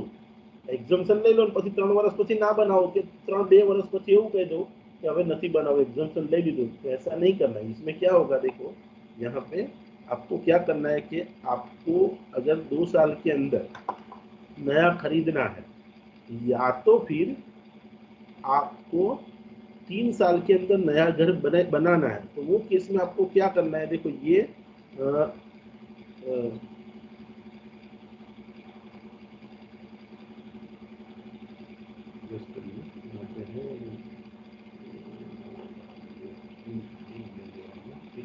यस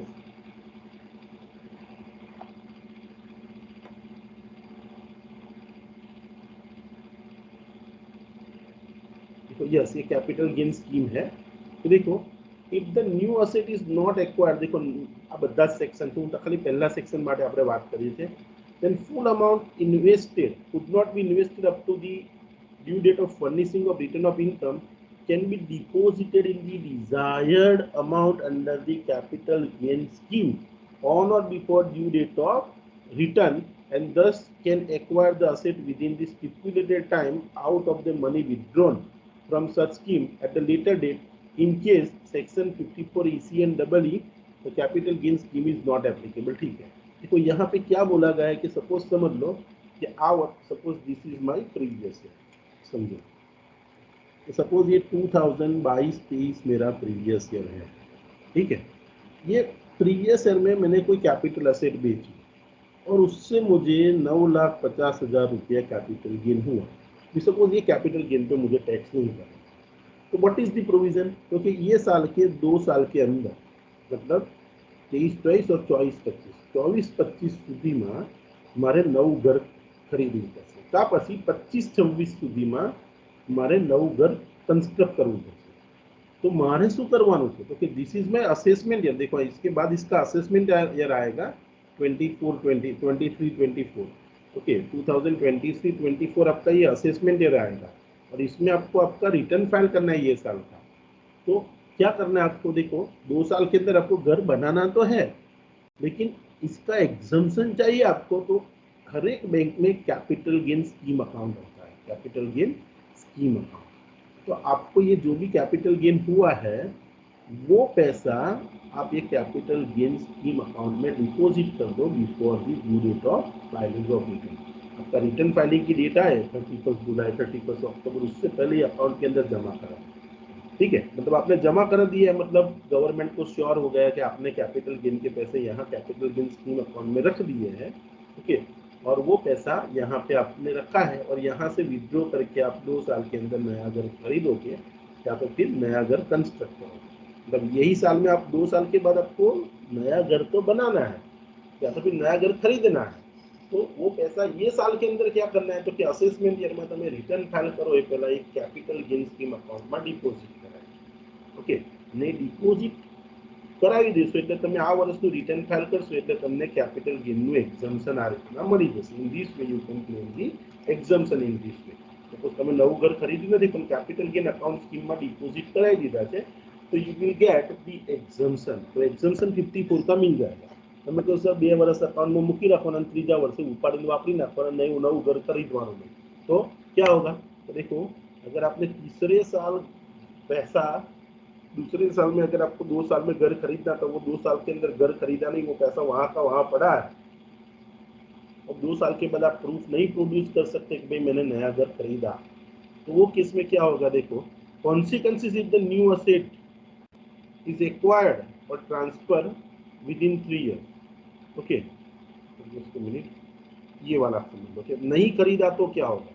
देखो consequences if the amount deposited in the capital gain scheme is not utilized within the stipulated time, that is 3 years। 3 વર્ષમાં નવું ઘર તમે બનાવ્યું નહીં, આ તો 2 વર્ષમાં નવું ખરીદવાનું હતું, એ ખરીદ્યું નહીં, તો वो केस में क्या होगा? The utilized amount shall be unutilized amount shall be treated as your capital gain, whether it is short term or long term, upon the transfer to the previous year in which the such period is expired। and however in 54 वाली बात हम बाद में करते हैं, 54F की बात की गई है।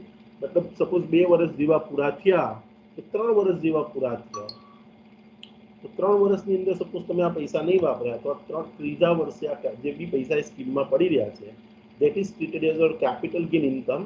okay, and in that year you are supposed to pay the tax on capital gain। okay, તો 3 વર્ષની અંદર કે 2 વર્ષની અંદર આ પૈસા તમારે વાપરીને એમાંથી ઘર લઈને એનું પ્રૂફ બતાવી દેવાનું છે। okay, so in this year you can claim the exemption, but within 2 years or 3 years you are supposed to buy the new property। we are just talking here about only section 54। okay, 54 के बारे में ही बात करते हैं, घर के बदले में घर। What 54 says? Section 54 says that कि सपोज आपने एक कैपिटल असेट है जो घर है, residential house, that was sold by you during the previous year. Okay, and वो सोल्ड करने से अगर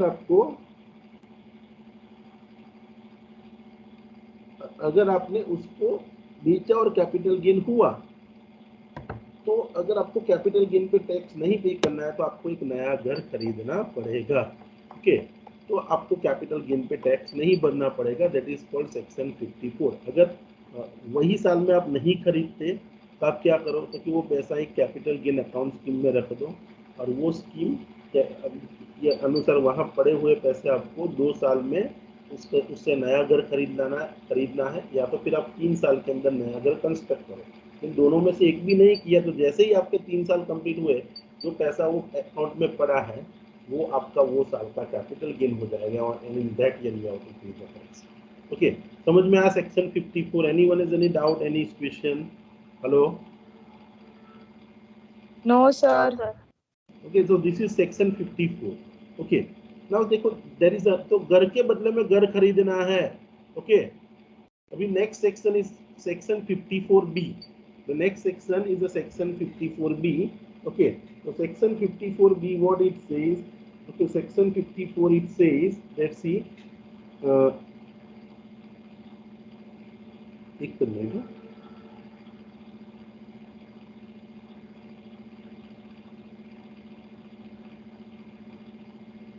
okay,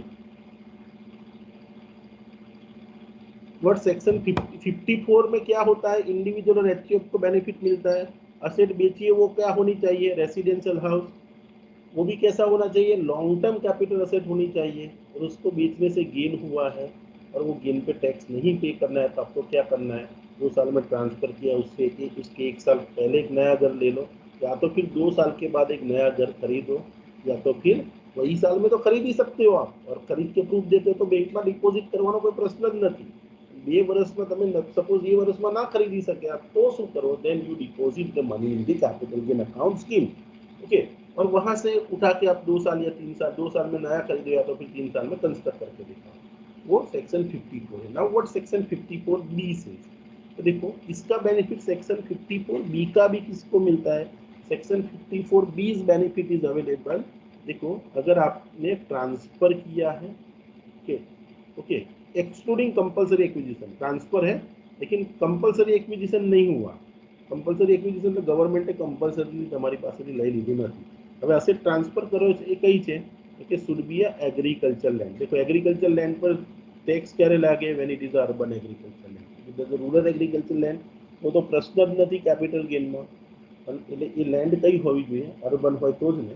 ओके, तो તમે જે ट्रांसफर करो છો એ एग्रीकल्चर लैंड है. ओके, और सी वो ट्रांसफर कर रहे हो असेट, वो असेट कैसी होनी चाहिए कि must have been use immediately preceding 2 years from the date of transfer for the purpose. Okay sorry, must be have been use immediate. वो असेट कैसी होनी चाहिए, एग्रीकल्चर पर्पस के लिए यूज होनी चाहिए. वो तो आपको पता है, मैंने कल भी बताया था कि कोई भी असेट को, कोई भी लैंड को एग्रीकल्चर लैंड तभी कहते हैं कि ट्रांसफर करते हैं उसके 2 साल पहले उसका यूज एग्रीकल्चर के, 2 साल के अंदर एग्रीकल्चर के लिए उसका यूज हुआ होना चाहिए. और असेट एग्रीकल्चर लैंड भले उसका स्टेटस है, गवर्नमेंट के रिकॉर्ड में एग्रीकल्चर लैंड बोल रहा है, लेकिन उसका यूज एग्रीकल्चर पर्पस के लिए नहीं हुआ विद इन, मतलब prior to 2 years immediately preceding the date of transfer, then it is not treated as agriculture land. Okay, तो एग्रीकल्चर लैंड है. देखो एग्रीकल्चर लैंड रूरल में होगी तो वो कैपिटल असेट ही नहीं है, उस पर तो कैपिटल गेन होगा ही नहीं आपको. यहाँ जो बात करी है किसके लिए बात की, अर्बन एग्रीकल्चर लैंड के लिए ही बोला है कि अर्बन एग्रीकल्चर लैंड बेचते हो तो कैपिटल गेन होता है और टैक्सेबल होता है.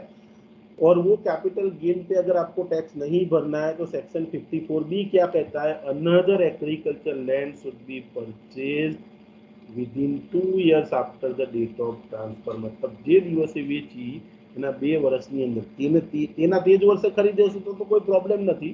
એના પછીના વર્ષોમાં ખરીદવું હોય તો તમને 2 વર્ષનો ટાઈમ આપે છે કે તમે એક એગ્રીકલ્ચર લેન્ડ વેચો છો, એના પર कैपिटल गेन થયો છે, और वही कैपिटल गेन पे अगर आपको टैक्स नहीं भरना है तो यू बाय दी अनदर मतलब एग्रीकल्चर लैंड के सामने एग्रीकल्चर लैंड आपको बाय कर लिया. अब ये नई लैंड है ना, वो भले आप रूरल में बाय करो चलेगा, यहाँ लिखा नहीं है.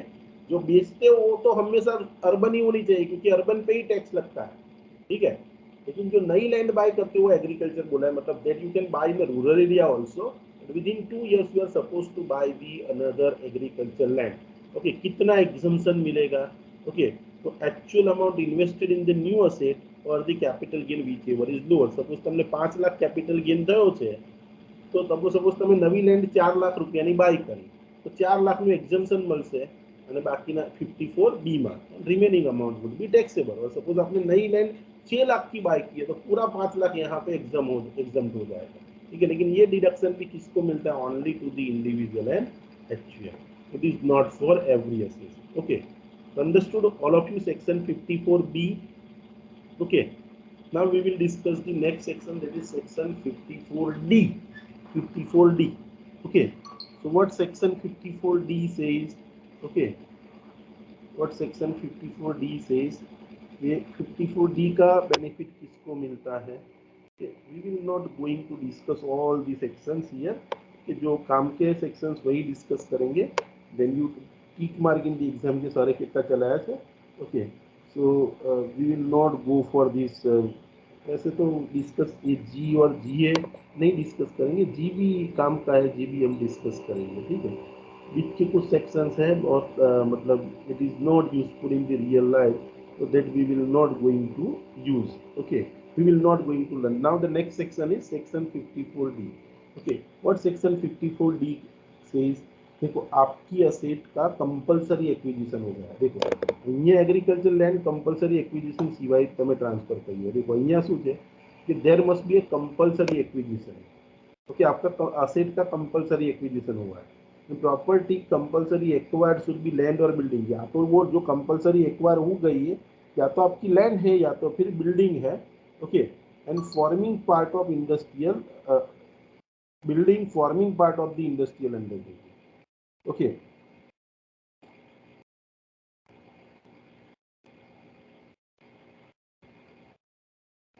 कि जो लैंड गई है या जो लैंड और बिल्डिंग जो भी है वो कंपलसरीली एक्वायर हो गई है, और वो भी किस चीज के लिए कंपल्स. और वो लैंड और बिल्डिंग कैसी थी, एग्रीकल्चर लैंड भी नहीं और रेसिडेंशियल बिल्डिंग भी नहीं. वो लैंड एंड बिल्डिंग दोनों इंडस्ट्रियल लैंड थी और इंडस्ट्रियल पर्पस के लिए यूज होती थी. इंडस्ट्रियल प्रॉपर्टी का वो फॉर्मिंग पार्ट था. ओके, तो प्रॉपर्टी जो आपकी गई है वो क्या है, लैंड है या तो फिर बिल्डिंग है, और दोनों इंडस्ट्रियल पर्पस वाली हो. आपने वो बेचा भी नहीं, उसका कंपलसरी एक्विजिशन गवर्नमेंटे લઈ લીધી. ત્યાંથી રેલના પાટા નીકળ્યા કે હાઈવે નીકળ્યો, ગવર્મેન્ટે કંપલસરીલી એક્વાયર યોર ઇન્ડસ્ટ્રિयल प्रॉपर्टी. ओके, और उस पर आपको कुछ पैसा दिया तो गेन होगा तो टैक्सेबल होगा। तो आपको क्या करना है, तो देखो जो भी असेट गई है that asset should be use 2 years immediately preceding the date of transfer for the purpose of the business of the undertaking, मतलब जो भी इंडस्ट्रियल पर्पज है उसके लिए वो असेट 2 साल के अंदर यूज हुई होनी चाहिए। अभी आपको देखो आपकी असेट कंपलसरी भी एक्वायर हो गई है, देखो ये बेनिफिट किसको मिलता है, कोई भी असेसी को which is an industrial undertaking, मतलब individual FQ firm company OP everyone can claim this benefit। Okay, तो देखो यहाँ पे मैंने सिर्फ लॉन्ग टर्म वाला पॉइंट यहाँ पे 54 में ही बताया। देखो ये सब जगह पे लॉन्ग टर्म शॉर्ट टर्म की बात नहीं की गई है, तो यहाँ असेट दोनों लॉन्ग टर्म होगी तो भी चलेगी, शॉर्ट टर्म होगी तो भी चलेगी। लेकिन यहाँ पे 54D में क्या मतलब लॉन्ग टर्म शॉर्ट टर्म कोई भी इंडस्ट्रियल अंडरटेकिंग आपका बिका है। 54 એકલા સેક્શન માં લોંગ ટર્મ ની વાત કરી છે, ઠીક છે। અત્યાર સુધીના જેટલા સેક્શન ડિસ્કસ કર્યા એમાં 54 એકલા વાળા સેક્શનમાં લોંગ ટર્મ ની વાત કરી છે। 54B માં પણ લોંગ ટર્મ જેવો કોઈ શબ્દ વાપર્યો નથી। नाउ 54D क्या कहता है कि आपकी लैंड है जो एग्रीकल्चर सॉरी इंडस्ट्रियल पर्पस के लिए यूज होती थी, बिल्डिंग थी जो इंडस्ट्रियल पर्पस के लिए यूज होती थी, that was compulsorily acquired by the government. तो अगर और उस पर आपको कैपिटल गेन हुआ, सपोज आपने 5-10 लाख रुपए में लैंड और बिल्डिंग परचेज की थी फैक्ट्री के लिए, you were using it as a factory and see वहां से हाईवे निकला आपका पूरा फैक्ट्री वहां से गवर्नमेंट ने ले लिया। आपने 5 लाख में ली थी, गवर्नमेंट आपको 25 लाख दे रही है, ठीक है। जस्ट मिनट उमेश भाई करूँ फोन है मारो ऑनलाइन लेक्चर चालू। Okay thank you so much. Okay thank you so much. Okay sir okay.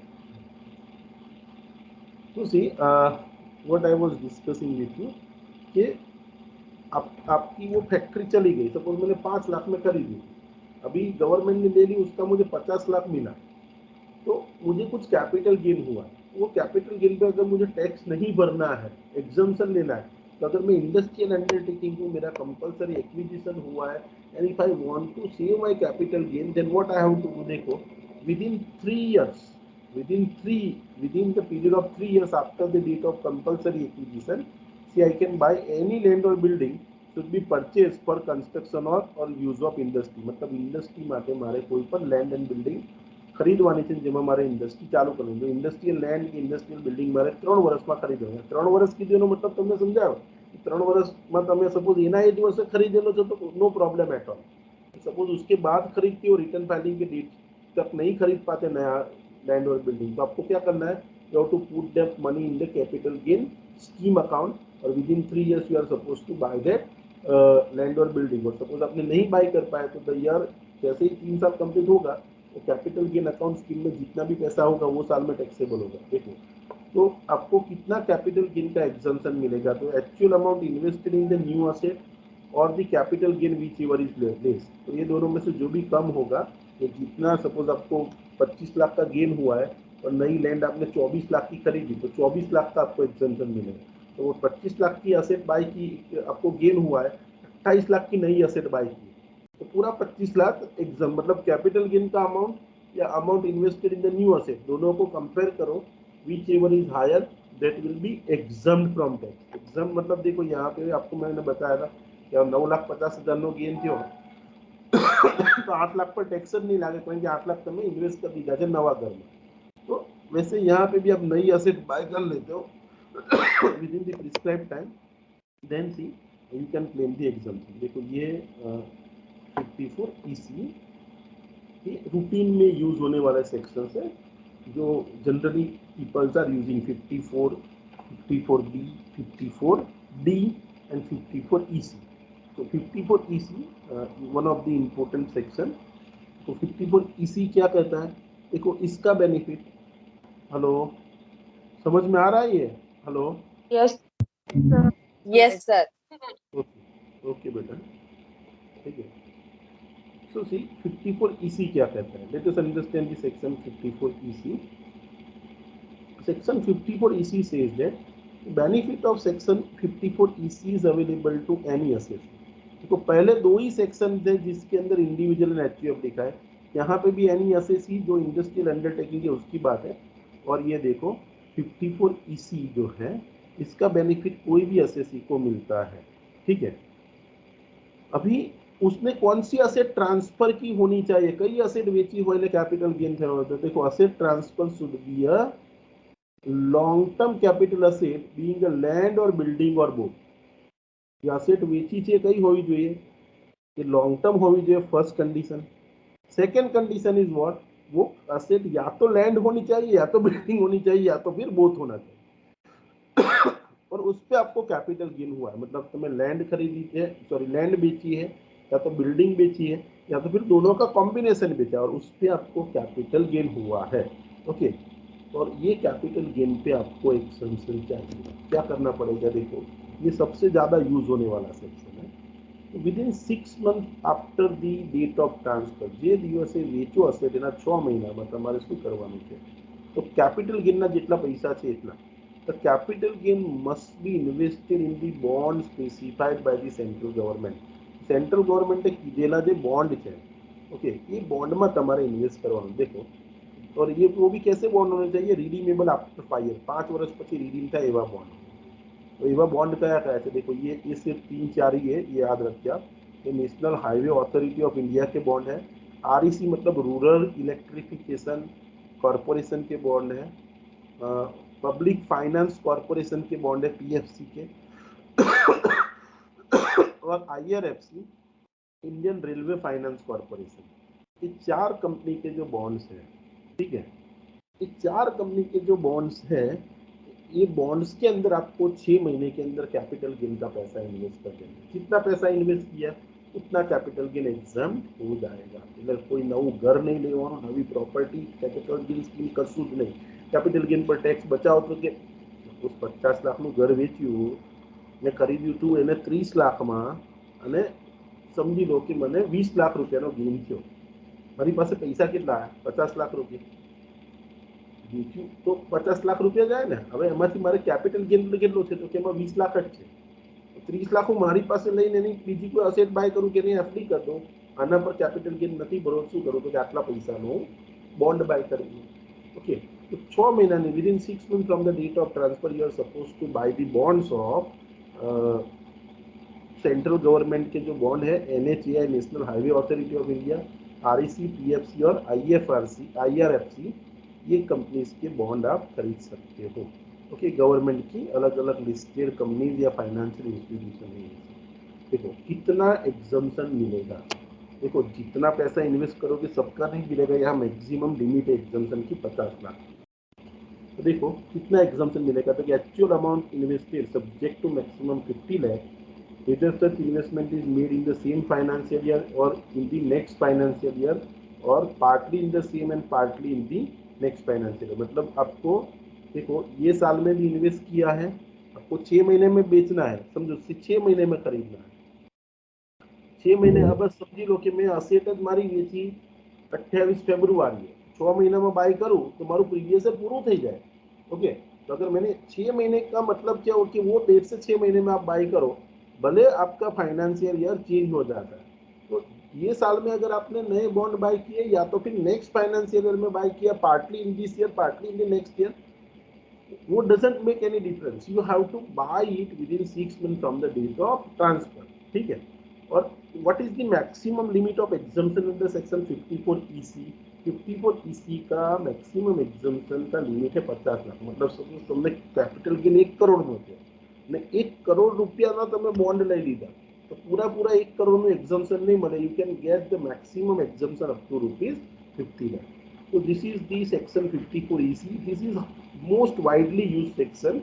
Capital gain के टैक्स के प्लानिंग के लिए घर के सामने लोग घर खरीदते हैं, ये है। दूसरा तो क्या है, लैंड का मैंने आपको बताया कि एग्रीकल्चर लैंड बेचते हो तो दूसरे एग्रीकल्चर लैंड आपको बाय कर लेनी है। तीसरा ये बहुत रेयरली यूज होता है वो कि भाई आपकी लैंड हाईवे में चली गई या रेलवे में चली गई और वो भी इंडस्ट्रियल है, तो सामने आपको दूसरी इंडस्ट्रियल लैंड या बिल्डिंग बाय करनी है, उसका भी बहुत रेयरली यूज होता है। लेकिन ये सेक्शन है दैट इज वाइडली यूज, पहला 54 और 54EC, ये 2 सेक्शंस ऐसे हैं that is widely use, okay. तो 54 और 54EC, these 2 sections are very widely used sections। और देखो 50 जनरल लाइफ में तो आपको क्या करना है, समझ में आया कि आपको जो भी कैपिटल गेन हुआ है, ओके, उससे आपको नए बॉन्ड बाय कर लेने हैं, that is section 54 EC. Now since this is section 54 double E, just a minute, let me check whether we should waste our time on this or not. Okay.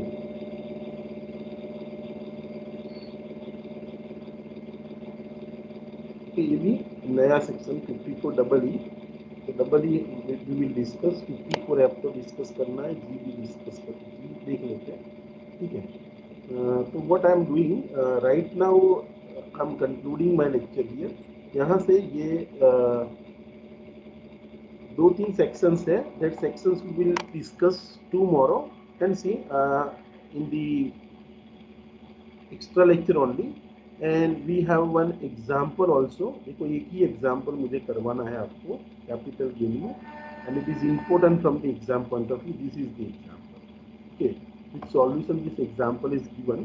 तो यही हम ये एग्जाम्पल है, इसके अलावा हम डिस्कस करेंगे, लेकिन ये example that I have to discuss with you. तो विल डिस्कस फ्यू सेक्शंस, ये दो तीन सेक्शन जो बाकी है.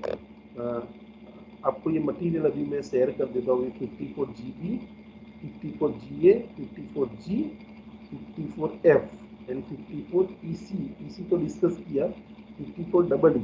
तो यहाँ से दो तीन सेक्शन है, पहले हाफ एन आवर में हम कल डिस्कस करेंगे, and then will solve the example on the capital gain, okay. और ये विद सॉल्यूशन है, so you will properly understand. दो बार सॉल्व करेंगे अगर आपको नहीं समझ में आया तो, और इजी है, इतना डिफिकल्ट नहीं है, आप इजीली समझ जाओगे. लेकिन I solve that example tomorrow और विल